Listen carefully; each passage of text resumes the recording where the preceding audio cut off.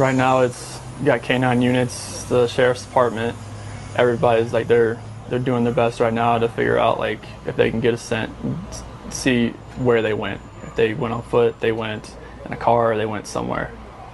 And right now, it's just like they've been on point. They're going through the house trying to get a scent, and hopefully they can pick something up to where it's going to lead to something. What happened?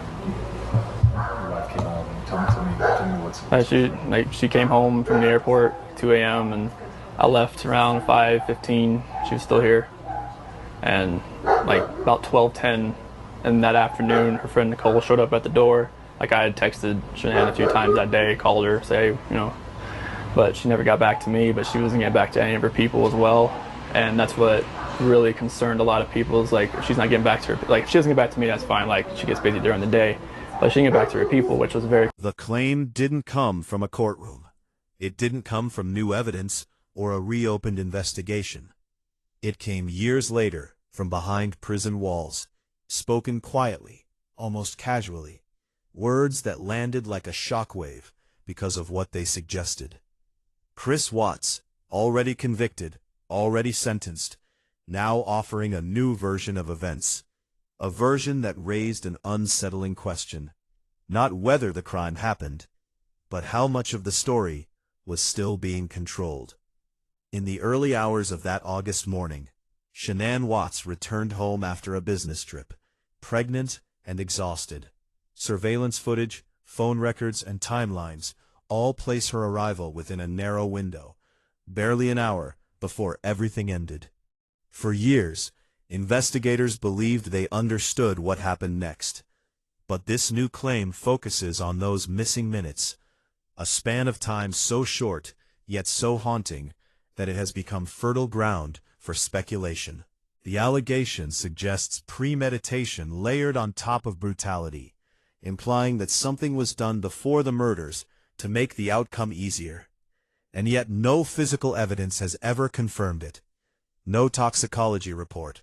No medical finding, just words, spoken long after consequences were sealed. In true crime, words without proof can be the most dangerous kind of evidence. As you're listening, this is a good moment to pause and ask yourself, why remember these stories at all? If you believe in careful, evidence-based storytelling, make sure you like and subscribe to Dark Evidence, where we examine claims without surrendering to them. Because not every confession is the truth, and not every silence means innocence. What makes this claim disturbing isn't only what it alleges, but when it was said. Years later, with nothing left to lose, no cross-examination, no risk, only control of the narrative. And that raises the first uncomfortable question we have to confront. If this were true, why speak now? To understand why this claim unsettles so many people, you have to step back into what is actually known. Shanann Watts was 15 weeks pregnant. Medical records, family testimony, and investigative findings paint a clear picture of her health leading up to that night. After the murders, toxicology tests were conducted as part of standard procedure. Nothing publicly released has ever indicated the presence of sedatives, abortifacients, or drugs that would support the idea of forced termination before death.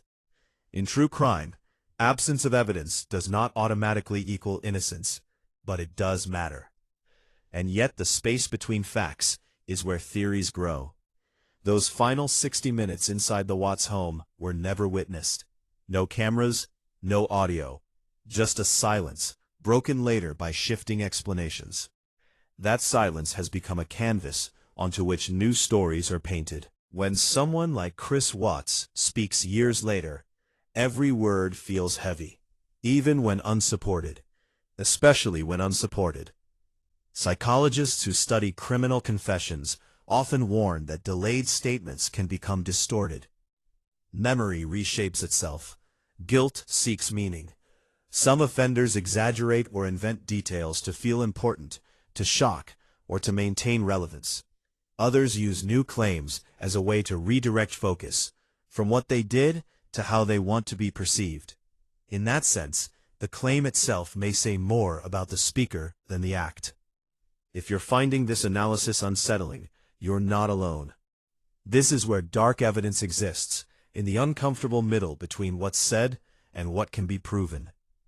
If you believe conversations like this matter, go ahead and share this video so others can examine the facts, not just the headlines. And leave a comment with your thoughts. Should claims without evidence be explored, or should they be left to fade into silence? Because when the facts stop, belief takes over, and belief unchecked can quietly rewrite history.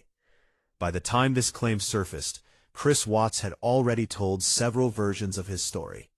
Each one arrived with subtle shifts. Details added, others removed, timelines adjusted just enough to change the emotional weight preventively. First denial, then partial admission, then a confession shaped by circumstance. Pattern matters in true crime, and this pattern reveals something important. The story never stopped evolving. What stands out is not just inconsistency, but control. Every new version places Chris Watts at the center of the narrative, directing attention toward his words rather than the lives he ended. When facts are fixed and sentences final, storytelling becomes the last remaining power. And shocking claims have gravity. They demand attention, provoke debate, and ensure the speaker is still being listened to. Experts often note that some offenders seek to reshape how they are remembered. Not to be forgiven, but to be understood on their own terms. A new allegation reframes the crime as more complex, more calculated, more psychologically layered. It subtly shifts the conversation from accountability to analysis, from victims to theories, and that shift is never accidental. This is where the audience becomes part of the story. When you comment, debate, or speculate, the narrative continues to move. If you're finding this breakdown valuable, take a second to like the video. It helps Dark Evidence continue examining cases without glorifying them. And if you haven't already, subscribe for more investigations that question claims instead of amplifying them. The question underneath this claim isn't whether it's true. It's why it exists. Why now?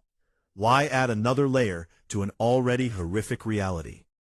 And whether repeating it serves justice, or simply keeps one voice louder than the silence of those who can no longer speak. There is another layer to this claim that cannot be ignored: the ethical cost of repeating it.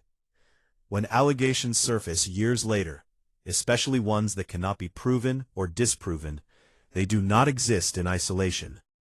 They land on the memory of a victim who cannot respond, cannot clarify, cannot defend herself. Shanann Watts is frozen in time, while the narrative around her continues to shift, shaped by someone who still has a voice. This is where true crime becomes fragile. The line between examination and amplification is thin. Repeating a claim does not make it credible, but it can make it louder. And loud narratives have a way of overshadowing facts. When the focus turns to unverified statements, attention drifts away from what is known, documented, and established. The danger is not believing the claim outright. It's allowing speculation to slowly replace evidence. Late confessions often feel compelling because they suggest hidden knowledge, as if the truth was locked away and finally released. But timing matters. When a statement arrives after sentencing, after appeals, after finality, it carries no risk for the speaker. That absence of consequence changes everything. It raises the question of motive. Is offering this claim an act of honesty or an act of influence? If you value true crime that prioritizes responsibility over rumor, this is a good moment to support Dark Evidence by liking and subscribing. This channel exists to slow stories down, not speed them up, to question before concluding. Because once an allegation is spoken, it cannot be unheard. Even when unsupported, it lingers. And we are left deciding whether repeating it brings us closer to understanding, or pulls us further away from the truth that already stands on record. In the end, this claim doesn't change what happened. It changes how we listen. Facts remain fixed. Evidence stays where it is. What shifts is the space between certainty and speculation, where late-arriving words try to take root. When someone speaks after everything is settled, their voice carries no risk, only reach. And reach can be powerful, even when proof is absent.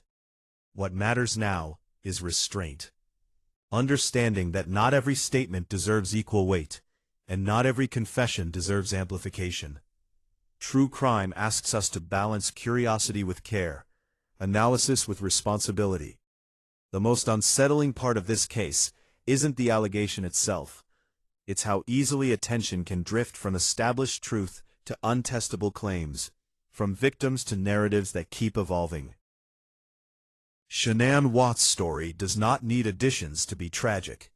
It does not require speculation to be remembered.